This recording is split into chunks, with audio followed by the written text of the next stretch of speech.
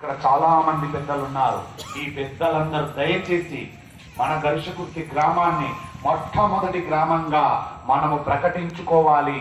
ఎలాంటి మొట్టమొదటి గ్రామం అంటే, మా గ్రామములో ఆదివారము మాంసాహారాలు త్వజించాం, మా గ్రామములో ఆదివారము మత్తు పానీయాలు విసర్జించాం అనేటువంటి తీర్మానము పెద్దలు చేయాలి. ఆ గ్రామము మనదే ఉండాలి. ఇది రికార్డ్ అయిపోవాలి. చేయడానికి అవకాశం లేదా? చెయ్యలేమా? పురుషమాత్ములారా, మీతో కాకపోతే నా స్త్రీమాతలు చేస్తారు తప్పకుండా. ప్రతి ఇంటిలో స్త్రీమాత చేస్తుంది. ఆదివారం మాంసాహారాన్ని ధ్వజింపజేస్తుంది నా స్త్రీమాతలు. పురుషులకు విలువిచ్చాను నేను ముందుగా. ఈ మహాభారతం అయిపోయేసరికి పురుష మహాత్ములు తీర్మానం చేసి మన గరిషకుర్తి గ్రామం ప్రథమంగా చరిత్రలో ఆదివారం నాడు మా గ్రామంలో మాంసాహారం తినని గ్రామం మాది. ఆదివారం నాడు మా గ్రామము మత్తు పదార్థాలు ముట్టని గ్రామము అని చరిత్రలో మొట్టమొదటి గ్రామం అయి ఉండాలి. ఎందుకు కావాలి? 400-500 ఏళ్ల చరిత్ర ఉంది మనకు. స్వయంగా శ్రీ వెంకటేశ్వర స్వామి ఇక్కడ శేషవాహనుడిగా వెలిసినటువంటి క్షేత్రం. అలాంటి గ్రామానికి ఇలాంటి పేరు తేవాలనా వద్దా? అందుకే శేషుడు నిర్ణయించుకొని ఇక్కడ మహాభారతాన్ని చెబుతున్నాడు.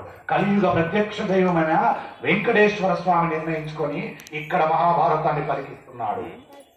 ఇంత పలికించిన తర్వాత మనల్ని పరీక్షిస్తున్నాడు. ఇంత చెప్పిన తర్వాత నేను 10 అడుగులు వేయించాను మీతో, 1 అడుగు మీరు వెయ్యలేరా అని అడుగుతున్నాడు. 10 అడుగులు వేయించాను మీతో, 1 అడుగు మీరు వెయ్యలేరా? వేస్తారా వెయ్యరా? చేస్తామా లేదా? మన గ్రామాన్ని మొట్టమొదటి గ్రామంగా చేస్తామా లేదా? ఈ శుభవార్త తొందరలో నాకు చెప్పాలి మహాభారతంలో వినయంగా వేడుకుంటున్నాను. తీర్మానం రావాలి. ఆ తీర్మానం చేస్తే ఇది బయటకు వెళ్ళాలి వార్త. అదే గరిషకుర్తి గ్రామం అట ప్రతి ఆదివారము మాంసాహారం వండరట గ్రామంలో.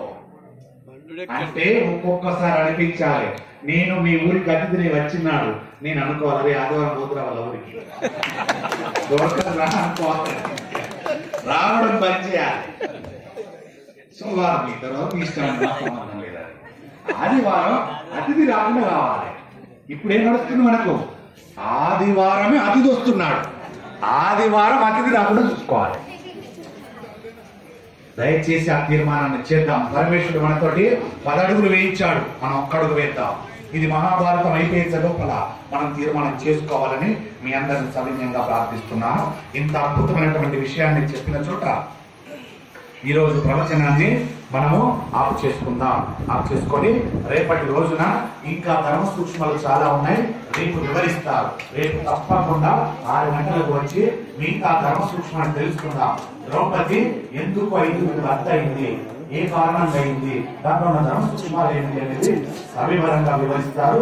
అది విని ధరించి మన జన్మను సార్థకత చేసుకుందాం. జై శ్రీరామ్, జై శ్రీరామ్, జై శ్రీరామ్.